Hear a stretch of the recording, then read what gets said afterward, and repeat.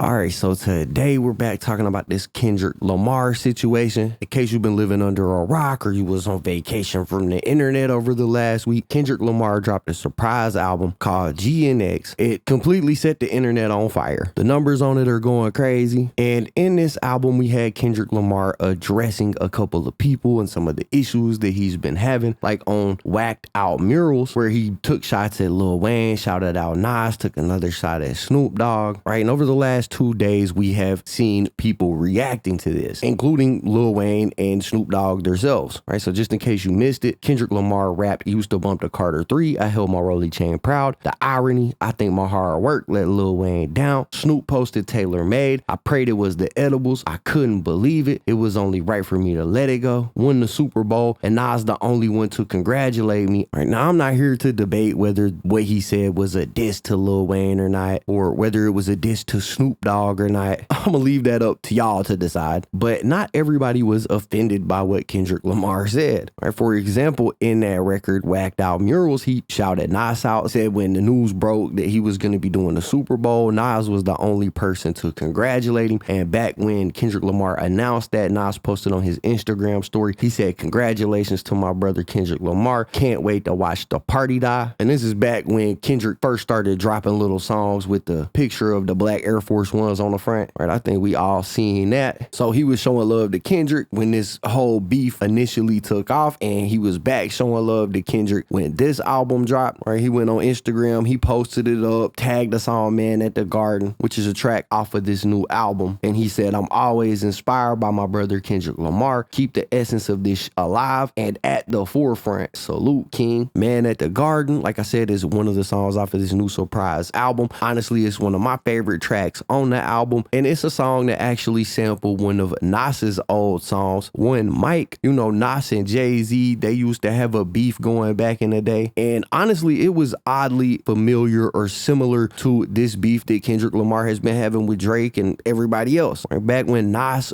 and Jay-Z was beefing, it was like Nas versus everybody pretty much, and that's kind of the same boat that Kendrick is in right now. We seen Kendrick come out basically just taking shots at Drake, but as time has progressed, he's kind of switched the whole schematic of what he's got going on from just dissing Drake to pretty much saying, you know what, hey, it's fuck everybody. If anybody wants it, anybody can get it. And that's kind of how the Nas and Jay-Z beef was. So anyways, that's what Nas had to say. He's obviously standing with Kendrick on this. He probably relates to the situation, so he just paid a little bit of respect to him. Now, the other situation that happened was Kendrick Lamar talking about Lil Wayne. Well, Lil Wayne responded to that. He said, "Man, what the f*** did I do? I just be chilling and they come from my head. Let's not take the kindness for weakness. Let this giant sleep. I beg you all. No one really wants destruction. Not even me, but I shall destroy if disturbed. On me, love." And this was Lil Wayne pretty much tossing his hat in the ring saying, hey, look, if Kendrick Lamar feels some type of way about me, then I'm ready to take it there. That ain't what I want to do, but I will if I have to. And I had a lot of people telling me, oh, Kendrick Lamar didn't diss Lil Wayne. I hear you, bro. Don't tell me. Go tell Lil Wayne that. Because Lil Wayne clearly felt like he was dissed in this song. Well, word of this actually got back to TDE's camp, and Kendrick Lamar's right-hand man, his official hitter, J3, actually quote tweeted this tweet from Wayne, and he said, "I'ma see you there, blood." Then he said, "Don't force our hand. This goes for everybody." So J3, you know, letting everybody know that Kendrick is up for whatever with whoever. But he wasn't the only one from Kendrick's camp that responded to this. We actually had Top Dawg, who is the CEO of Top Dawg Entertainment, or TDE. Obviously, he's very close with Kendrick. TDE is the label that Kendrick signed to when he was getting his career started. He left them in 2022 after him and Dave Free found their own label, PG Lang, but him and Top Dawg are still real close. They gonna be homies for life. You know, it's just one of them things where they've been rocking out so long with each other, they ain't never gonna stop rocking with each other. But Top Dawg went over on Instagram and he said, "Dot is a dangerous man right now. Everything I thought he would be at 16 years old is here right now. Everybody stand down. I promise you." So again, he's echoing the same sentiment that J3 said. Basically, it don't matter who you are. If you feel like you want to step in the ring with Kendrick Lamar, he's got bars for you. So this started to bring up the question of if Wayne and Kendrick were to, you know, go back and forth bar for bar, who would win? I'm not going to debate either side, but what I can tell you is that, you know, in Kendrick's early years, there's videos of him battling people. It's kind of where he came from. You got other people saying Wayne ain't never been battle tested. Yeah, he's got punched punchlines. Yeah, he made a bunch of hits, but he's never been in rap battles like that. So those are the two sides of that coin. You got some people saying obviously Kendrick would win just due to his history with battle rapping, and saying that there's no way Wayne would win because he's not battle tested. And on the flip side, you got people saying obviously Wayne would win because he's a master of punchlines, double, triple entendres. Wayne's wordplay has always been above average. And they're saying, you know, Kendrick, he's just gonna hit him with some conscious rap and stuff like that. Honestly, I'm not sure which way that would go. Like, obviously both are legendary in their own rights. And I agree with the sentiment that Kendrick has been battle tested, but at the same time, man, I grew up listening to Lil Wayne. I'm familiar with how he structures bars, how he puts punchlines together. And, you know, I think if you're saying Wayne would lose, you're downplaying Wayne a whole lot. But honestly, something like that could go either way. You never really know. I remember when Drake was dropping the diss songs before Kendrick came out, people were saying, oh, Drake's got it in the bag. Kendrick can't really make bops. He just makes conscious music. And then we seen Kendrick come out and drop bangers. So for anybody saying Wayne couldn't drop any right now, you know, just keep that situation in mind, because it's one of them things where you never really know how that situation could go, bro. It would be up in the air until it happened. Now, for the last part of this video, we actually had Joe Budden and the people on the Joe Budden podcast reacting to Kendrick Lamar dropping this album. And one part of their latest episode that I found interesting was when a co-host named Ice revealed that he received a text message from somebody on the West Coast saying that this album wasn't even the album, that it was more of a mixtape, basically saying that it was a bunch of Kendrick Lamar throwaway songs and that the real album is coming soon. So I want to ask y'all the question, do y'all think that this surprise album is basically just a mixtape from Kendrick Lamar, or do you feel like this was an album? And do you think Kendrick Lamar has more in the chambers? We seen him just drop this one out of nowhere. Do you think Kendrick would do that twice?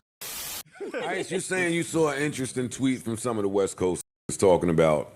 No, I ain't see a tweet. I got a text message that said, this ain't even the album. I don't know what that means. Where if it's... Might be a double. Yeah, it could be something else coming, or he was working on something else. This ain't that. This could be a teaser, an appetizer. I don't know. Man, this is a fucking album. No. This ain't the album. That's gonna drop around Super Bowl time. No. Just could be. He has something bigger. Pause coming. This ain't that. I don't. When the cryptic start, I just be like, all right, peace. Yeah, it's been a year of cryptic. Yeah, like, all right, y'all got it. Yo, but this ain't even an album. All right. Maybe not. Yeah, but let's entertain it for a little bit, because that's what we do. Mm-hmm. Oh, you know how some artists will drop the mixtape first and then the album come later? Yeah, I meaning get that. The album. That's all. I get that, and it always sounds cheap. This sounds... What has he ever done that sounded cheap? Him, nothing. So this wouldn't apply there anyway. Could he possibly drop? He had throwaways that didn't sound cheap. I do think that he did a lot more work than 45 minutes of music. Yeah, I believe that. But ready to release? Why not? I think I've been quiet and gearing he up. don't come outside. Y'all don't know what he could have. Three more albums. Come outside, but J. Cole's. It was in a rap, but J. Cole said, "I'm fully loaded. I could drop 3 classics right now, or 2 classics, whatever he said." So some of these dudes have works in the stash that could go. That could be him saying that about this. He got something else coming, and he don't seem to be the most social. Yeah. So I'm in the studio. He might be a studio rap. I'm pretty sure he is. You get what I'm saying? Yo, what if he drops again? After the Drake, I'm sure every producer and their mother was throwing them beats. And not just that, we just saw when Future and Metro dropped We Don't Trust You. We didn't know they was coming right back with We Still Don't Trust You. Yeah, true. He could come back with another joint. He did a double album. Okay, I'm not going to give you the double at the same time. I'm going to give you this one. And then in a couple weeks or whatever the case may be, now I'm going to give you the other one. All before Super Bowl? Or maybe we'll save the other one for Super Bowl? I don't know, man. I'm just... No way to tell what's in this. You can never tell. This 5'6" brain, yo. Yeah, bro, so that is basically all of the updates that I have for this story right now. Y'all gotta let me know what y'all think about it in the comments down below. Anyways, that's basically it for the video, guys. If you enjoyed the content, be sure to hit the like button, subscribe, tap the notification bell so you get notified every time I upload a video. As always, it's been fun rocking with y'all, man. I'm out.